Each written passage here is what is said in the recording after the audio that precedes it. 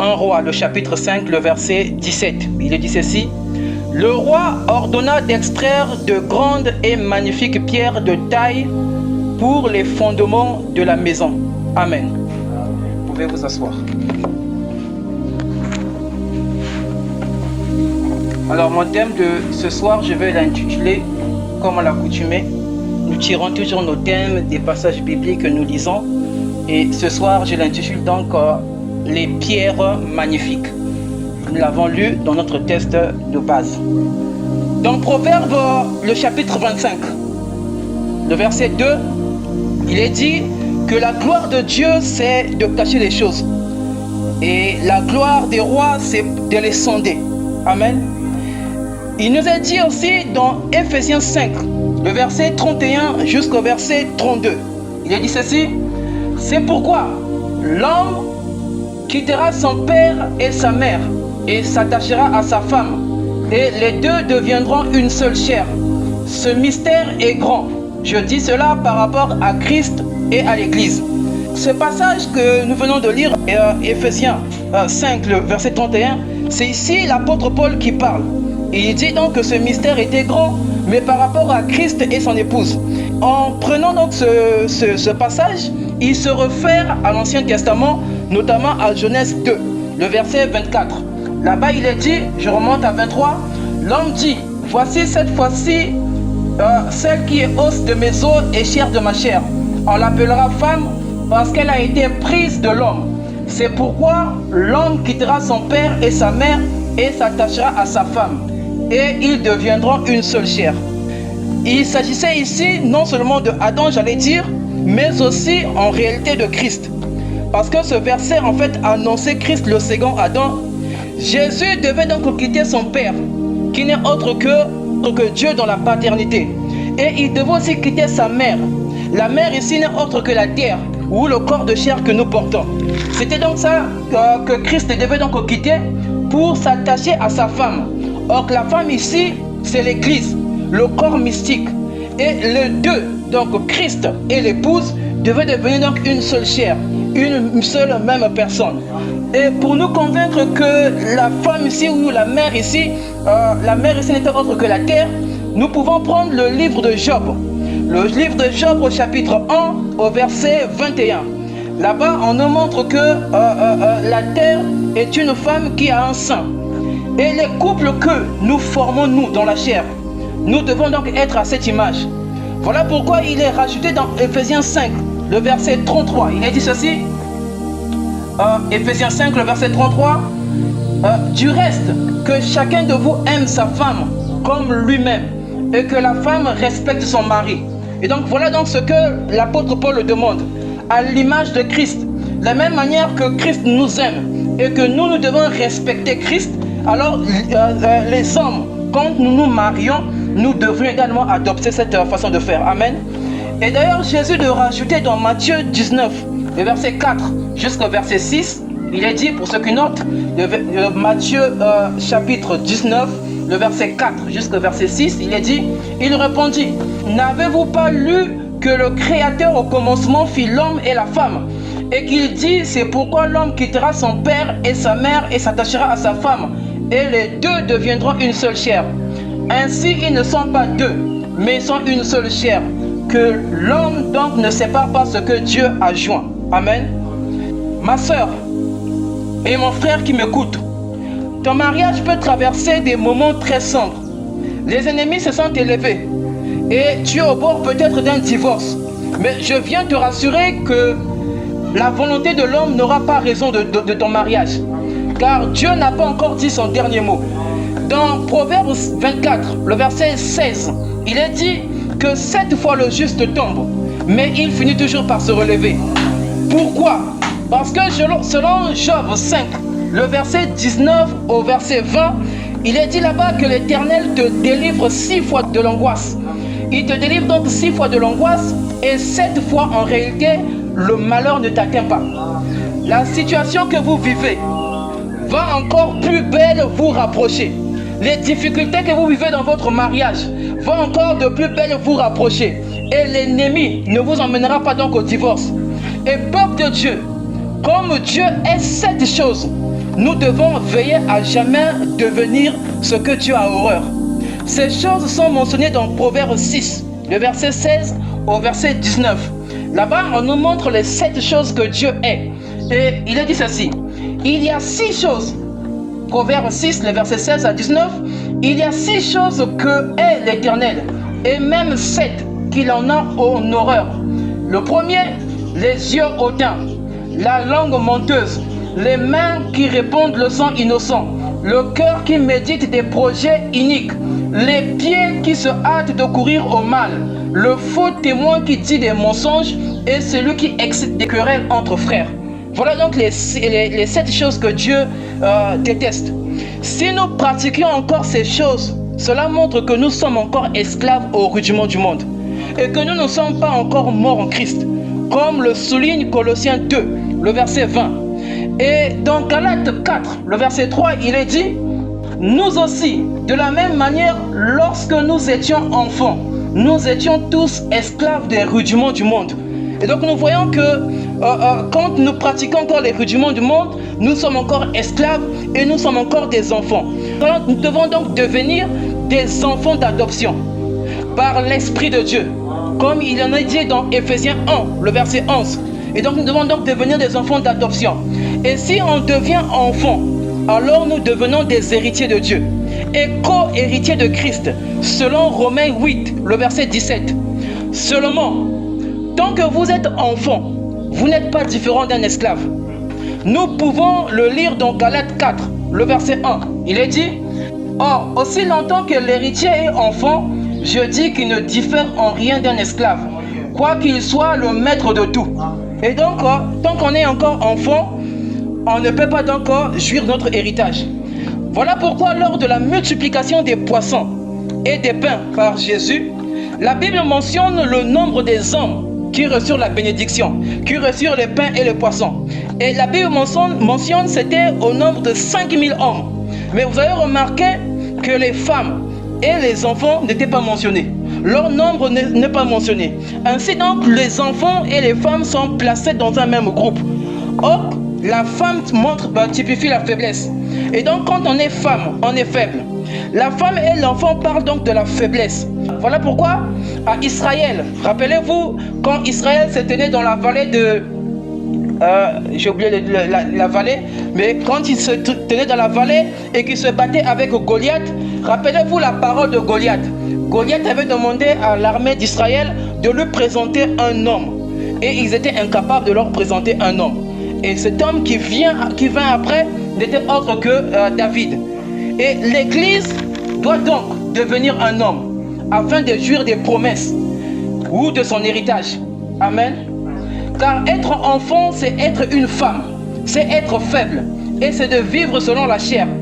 Un enfant est celui qui est encore charnel. Voilà pourquoi nous n'avons pas au milieu de nous des grandes manifestations.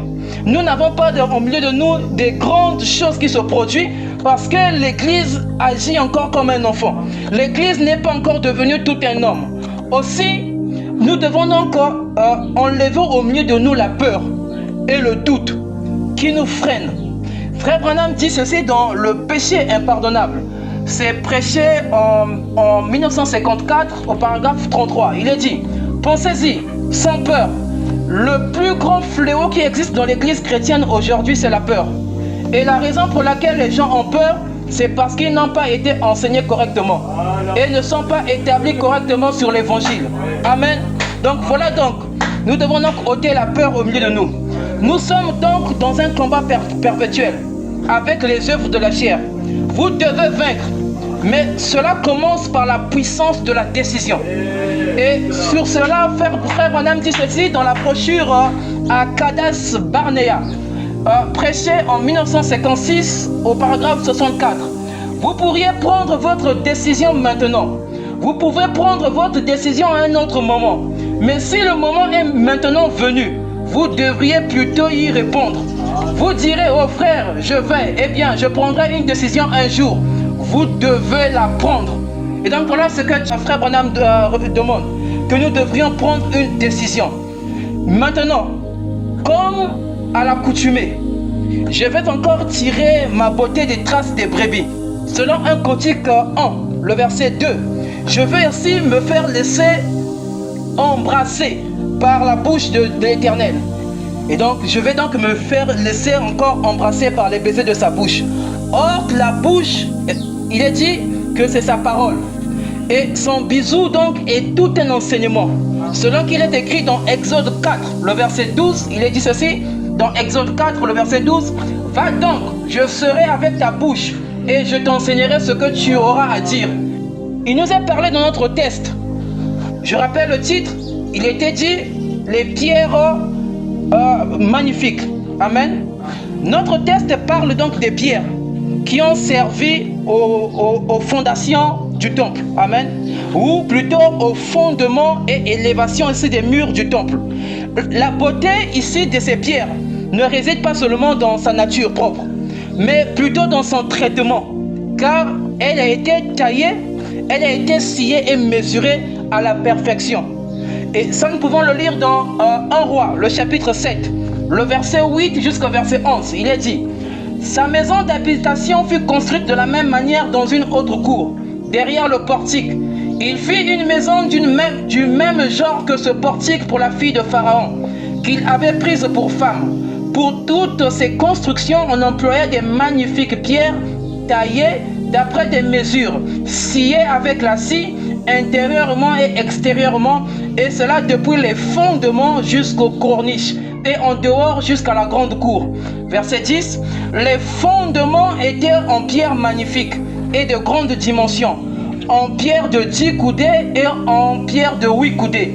Au-dessus, il y avait encore des magnifiques pierres taillées d'après des mesures, et du bois de cèdre était en pierre magnifique et de grande dimension, en pierre de 10 coudées et en pierre de 8 coudées. Voilà donc ce que le test nous montre, que ces pierres étaient taillées, que ces pierres étaient sciées et que ces pierres étaient mesurées. Amen. Il nous a parlé ici des dimensions de 8 coudées et de 10 coudées. Si vous avez fait attention à la lecture, sont tout un code ici. Rappelez-vous que Dieu ne fait rien par hasard. Dieu fait toutes choses par un but. C'est ce que d'ailleurs Proverbe 16:4 nous dit. Le Seigneur a fait toutes choses pour un but. Et donc chaque chose a un but. Et même le malheur qui vous arrive a un but. Les difficultés qui arrivent dans votre vie a tout un but. Amen. Et ici donc, les 8 coudées et les 6 coudées révèlent ceci. Le chiffre 8 parle de la résurrection. Rappelez-vous que 8 parle de la résurrection, que 8 également parle du nouveau commencement. Quand on est au chiffre 8, cela parle donc d'un nouveau commencement. Amen. Et le chiffre 10 parle de la loi. Rappelez-vous des 10 commandements. Amen. Les deux chiffres aussi, le chiffre 8 et le chiffre 10, parlent aussi du Père et du Fils. Les chiffres 8 ici parlent donc de la circoncision. Rappelez-vous que la circoncision était faite le 8e jour. Et donc, le chiffre 8 parle donc de la circoncision. Et ici, donc, cela indexe Isaac. Parce que Isaac fut circoncis le 8e jour. C'est pourquoi j'ai dit donc les deux chiffres parlent donc du Père et du Fils. Donc, le Fils ici, c'est Isaac, mais le Père ici, c'est Abraham. Les 10 coudées donc parlent de la naissance d'Abraham, qui se fit à la 10e génération. Abraham naquit à la 10e génération. Quand vous comptez la lignée donc de Sem jusqu'à Abraham, cela fait 10 générations qui passent. Et donc le chiffre 10 aussi parle aussi donc de Abraham. Amen. Les pierres sont magnifiques parce que Salomon voulait que le temple soit tout un chef-d'œuvre de beauté, afin que l'on puisse admirer. Et ça, nous pouvons le lire dans 2 Chroniques 2 jusqu'au verset 9. C'est là-bas où nous verrons que Salomon s'assura que le temple soit un bel édifice, afin que les gens puissent admirer cela. Amen. Les pierres magnifiques du fondement sont sous terre. Les fondations donc sont sous terre. Et notre vie invisible, qui n'est pas connue des gens, doit être aussi magnifique. Au même titre que notre vie visible, qui est au public. Amen. Les pierres sont taillées et sciées.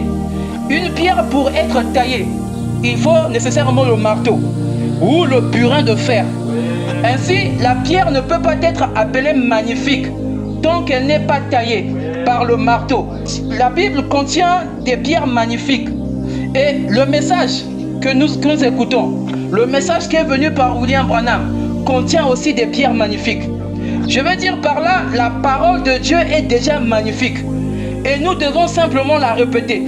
Nous n'avons pas à injecter nos propres pensées. Nous n'avons pas à vouloir chercher que cela se concorde à nos pensées ou à dire qu'il y a des erreurs dans la parole de Dieu. La parole de Dieu n'a pas d'erreur. Le marteau est la parole de Dieu selon Jérémie 33, 29. Il est dit là-bas que ma parole est un marteau. Donc la parole de Dieu est un marteau qui brise le roc. Ainsi l'évangile que nous avons reçu est une fondation qui ne peut pas être ébranlée. Voilà pourquoi Branham a dit, j'ai prêché comme Paul. L'église primitive était des pierres taillées du fondement avec leur enseignement. Mais remarquez, d'autres pierres devaient être placées pour élever les murs. Cela donc veut dire que les ministres qui viennent après doivent se servir d'abord de la fondation, mais même quand ils prêchent, ils doivent veiller qu'ils se marient à la fondation qui est là. Amen. C'est ainsi également que les 7 messagers des 7 âges de l'Église, quand ils sont venus, chacun, Frère Branham dit que quand Dieu envoyait un messager, il a envoyé aussi des auxiliaires qui accompagnaient ce messager. Et donc chaque messager et ses auxiliaires devraient également être conformes à l'évangile apostolique. Amen. Et Branham et donc son groupe, lui également, devait donc avoir les mêmes fondations. Voilà pourquoi nous croyons que Frère Branham était un prophète biblique. Frère Branham ne s'est pas détourné de la Bible. D'ailleurs, il nous a dit que si je vous dis quelque chose qui n'est pas dans la Bible, mettez ce que j'ai dit de côté et prenez ce que la Bible dit. Amen. Et donc cette Bible est le conseil de Dieu. Amen. Il est dit ceci dans 1 Thessaloniciens 2, le verset 3. Je prends ça rapidement. Il est dit, car notre prédication ne repose ni sur l'erreur, ni sur les motifs impurs, ni sur la fraude. Et Frère Branham, d'ailleurs, son ministère, quand il vient, il s'assoit sur Malachie 4, le verset 5 et 6, il dit donc que sa mission est de ramener les gens à la foi apostolique. Et ça, il le dit dans La Voix du Cygne. Cela est prêché en 1964 au paragraphe 162. Il est dit, alors voilà quel sera le signe. Et la voix du cygne, ce sera Malachie 4. De ramener les gens à la foi des pères. Voilà le signe. Voilà la voix qui concorde parfaitement à l'écriture. Voyez, le signe, c'est le signe il y a eu en Sodome. Dieu manifesté dans les êtres humains. Donc nous voyons que le signe, c'est de ramener les gens à la foi apostolique. Ce n'est pas un autre évangile que nous avons. C'est le retour donc à l'évangile. Si l'église primitive croyait au baptême d'eau, nous aussi nous devons croire à ce baptême. Si l'église primitive croyait dans la manifestation des dons, nous aussi dans l'église, nous devons croire à la manifestation des dons.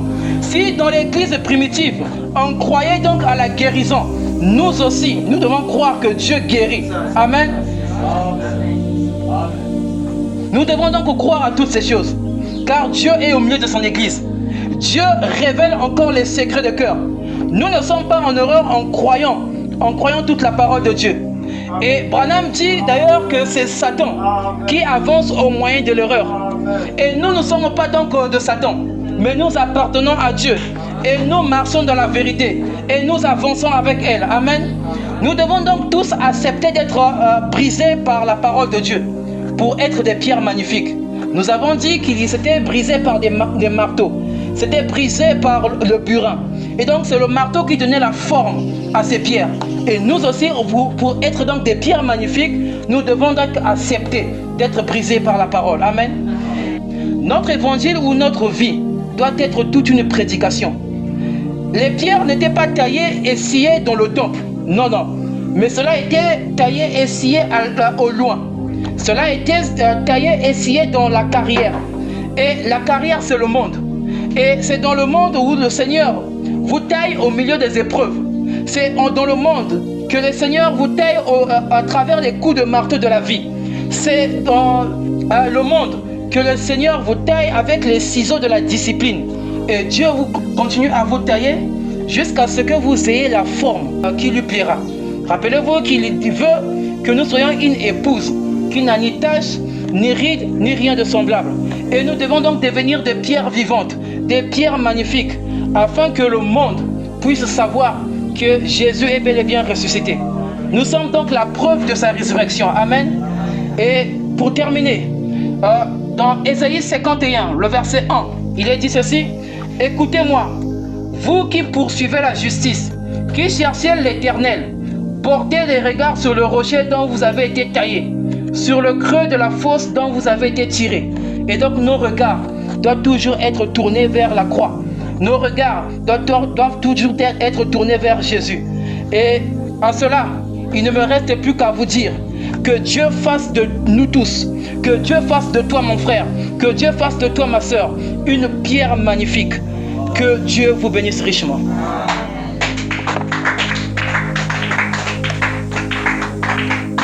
Alors mon message, c'était ça que j'avais prévu pour vous.